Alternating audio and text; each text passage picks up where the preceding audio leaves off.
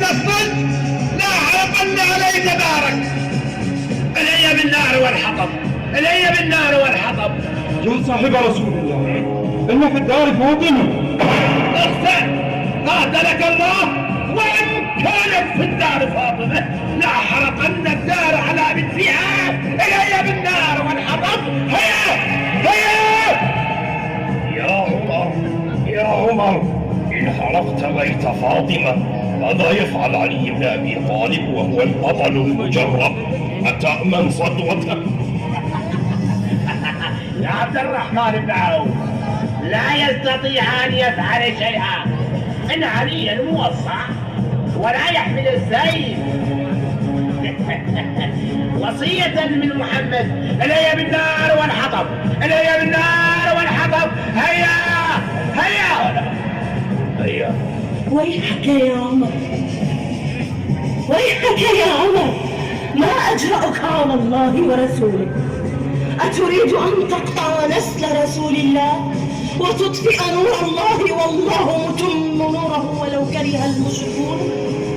تريد أن تحرق بيتا يقول فيه رب العزة في بيوت أذن الله أن ترفع ويذكر فيها اسمه ويسبح له فيها بالغدو والآصال؟ ألا بئس ما خلفتم رسول الله، ألا بئس ما خلفتم رسول الله في وصيته وعترته. احرق الدار، احرق الدار. هيا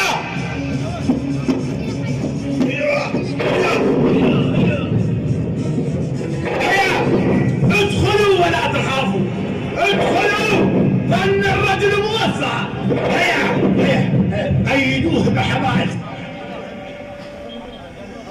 يا عين بتشي وخل دمعك يهلدا على الزهرة وضلعها اللي تهشى.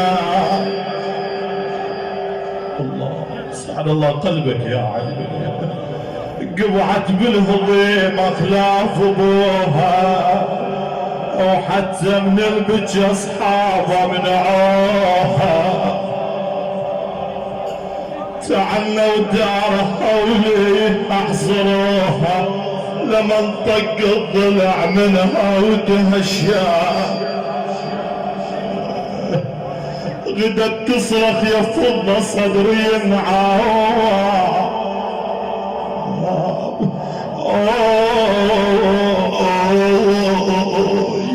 غدت تصرخ يا فضة صدري ينعوى. أنا ومحسن سقط من بعتبة الباب. جت فضة ولقيتها فوق التراب يسير